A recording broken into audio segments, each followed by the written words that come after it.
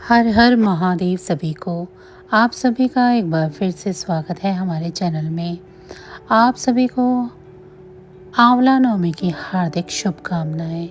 आइए आंवला नवमी के शुभ अवसर पर सुनते हैं आंवला नवमी की कथा।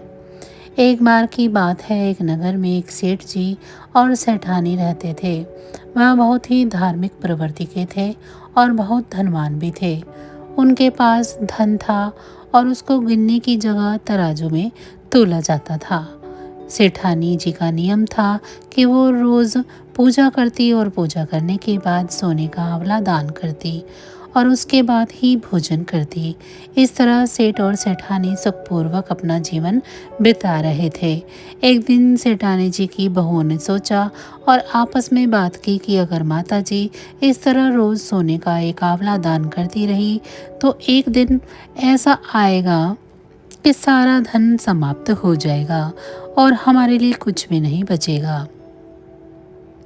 यह सोचकर उन्होंने सेठानी जी से कहा, माता जी आप सोने के आंवले की जगह एक सादा आंवला दान किया करो। उन्होंने अपनी बहू की बात मान ली और फिर वो एक सादा आंवला दान करने लगी। लेकिन कुछ समय बाद बहुओं को वो सादा आंवला दान करना भी अच्छा नहीं लगा। उन्होंने सेठानी जी से सादा आंवला दान करने से भी मना कर दिया। बहुओं के इस व्यवहार से दुखी होकर सेठ जी और सेठानी ने घर छोड़ने का फैसला किया। अब दोनों घर में से निकल एक जंगल की ओर निकल गए। सेठ और सेठानी जी बिना कुछ खाए पिए घर से निकले। चलते चलते अब रात हो गई थी। वो एक घने पेड़ के नीचे जाकर सो गए। सुबह उठने पर उन्होंने देखा कि वह पेड़ कोई साधारण पेड़ नहीं बल्कि सोने के आंवले का पेड़ बन गया। सेठानी जी ने पेड़ से एक सोने का आंवला तोड़कर दान किया और उसके बाद भोजन किया। धीरे धीरे सेठ और सेठानी ने वहीं अपना घर बना लिया।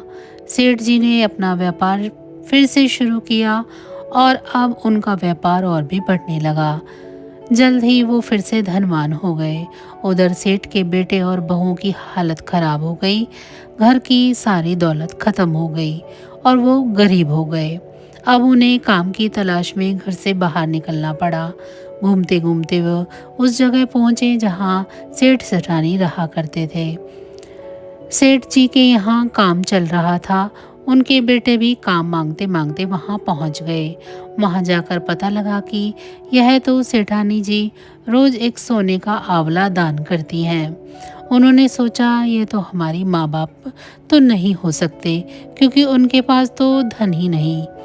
लेकिन वो यह देखकर हैरान हो गए कि यह तो हमारे ही माता पिता हैं। वे उनके पैरों में गिरकर माफ़ी मांगने लगे और अपनी गलती स्वीकार करने लगे। उन्होंने कहा कि पैसों की लालच में उन्होंने अपने माता पिता को घर से बाहर निकाल दिया। सेठ जी और सेठानी ने अपने बेटे और बहू को माफ़ कर दिया और फिर पूरा परिवार एक बार फिर से सुखपूर्वक साथ में रहने लगा। इस कथा से हमें पता चलता है कि दान करने से धन घटता नहीं बल्कि बढ़ता है।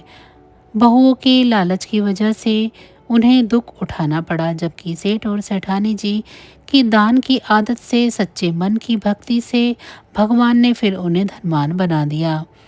तो यह थी आज की कथा। आंवला नवमी का व्रत आश्विन माह के शुक्ल पक्ष की नवमी तिथि को रखा जाता है। आंवला नवमी के दिन भगवान विष्णु ने कुष्मांडा नाम के दैत्य को मारा और साथ ही आंवला नवमी पर भगवान श्री कृष्ण ने कंस का वध करने से पहले 3 वनों की परिक्रमा की थी।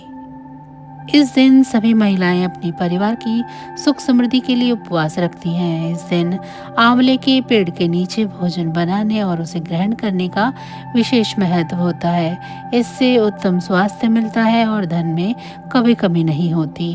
व्रत के दिन सुबह स्नान करें और साफ वस्त्र पहने। आंवले के पेड़ के नीचे पूजा करें। आंवले के पेड़ पर जल और पुष्प चढ़ाएं। आंवले के पेड़ की परिक्रमा करें और भगवान विष्णु की पूजा करें। व्रत के दिन केवल फल और जल ग्रहण करें। रात्रि में आंवले के पेड़ के नीचे बैठकर ध्यान करें और व्रत के अगले दिन आंवले के पेड़ के नीचे बैठकर भोजन करें। इस व्रत को करने से स्वस्थ और दीर्घायु होने का वरदान मिलता है। हमारे पापों को क्षमा मिलती है और भगवान विष्णु की कृपा होती है। माना जाता है इसे करने से घर में सुख समृद्धि आती है और व्रत करने से आत्मशुद्धि और मानसिक शांति भी मिलती है। आपको आज की कथा कैसी लगी कमेंट बॉक्स में ज़रूर बताएं। साथ ही हमारे चैनल को सब्सक्राइब करना ना भूलें। आप सभी का बहुत बहुत धन्यवाद।